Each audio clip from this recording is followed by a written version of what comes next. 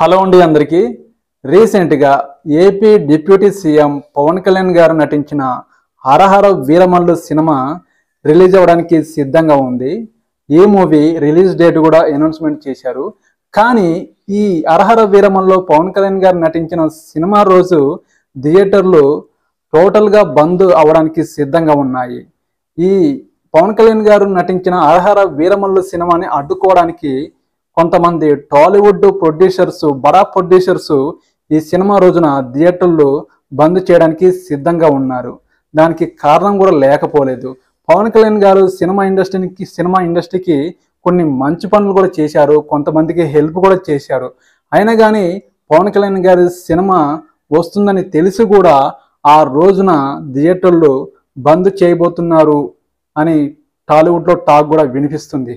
నిజమే. దీని మీద పవన్ కళ్యాణ్ గారు కూడా ఒక మాట అనడం జరిగింది. మీ సినిమా ఇండస్ట్రీకి నేను చాలా చేశాను, నా సినిమా రిలీజ్ అవుతుంటే మీరు ఆపుతారా? మీకు ఎంత ధైర్యం? చూస్తా ఎవరెవరు ఆపుతారో అని ఒక మాట కూడా జారీ చేయడం జరిగింది. మీరేమంటారు?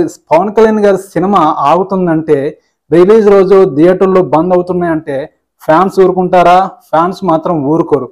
ఖచ్చితంగా దీని మీద గట్టిగా చర్య తీసుకోవడానికి ఫ్యాన్స్ కూడా రెడీగా ఉన్నారు. టాలీవుడ్ ఇండస్ట్రీలో కొంతమంది నలుగురు బడా ప్రొడ్యూసర్స్ మాత్రం ఈ సినిమాని అడ్డుకోవడానికి కొన్ని విధాల ప్రయత్నం చేస్తున్నారని టాక్ కూడా వినిపిస్తుంది. అది నిజమే. రీసెంట్గా పవన్ కళ్యాణ్ గారు ఈ సినిమా మీద టాలీవుడ్ బడా ప్రొడ్యూసర్ మీద ఒక మాట కూడా జారీ చేశారు కూడా. చాలామంది దీనికి రియాక్షన్గా బండ్ల గణేష్, నాగవంశీ, కొంతమంది ప్రొడ్యూసర్స్ పవన్ కళ్యాణ్ గారి మాటకి స్పందిస్తూ ట్విట్టర్లో ఒక మాట కూడా చెప్పడం జరిగింది.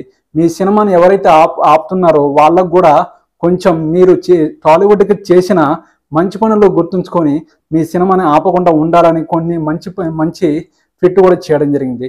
చూద్దాం. టాలీవుడ్ ఇండస్ట్రీలో నలుగురు బడా ప్రొడ్యూసర్ ఎవరో మీ అందరికీ తెలిసే ఉంటుంది కదా. ఫ్యాన్స్ మాత్రం వీళ్ళని టార్గెట్ కూడా చేశారు.